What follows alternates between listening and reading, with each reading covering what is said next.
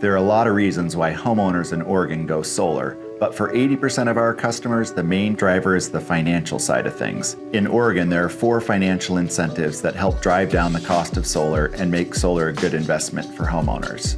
There's a 30% federal tax credit that just got extended for the next 8 years, so that's going to be around for a long time. There's also a newly passed solar state rebate program that will be signed soon that provides up to 20 cents per watt for any systems installed on residential homes in Oregon.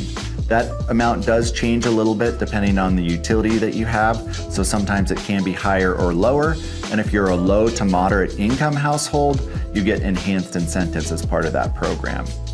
The Energy Trust of Oregon also provides a small residential incentive right now, and again, they also have another program for low to moderate income households that provides enhanced incentives if your household income qualifies. Finally, and the biggest one of them all, is the energy savings on your power bill.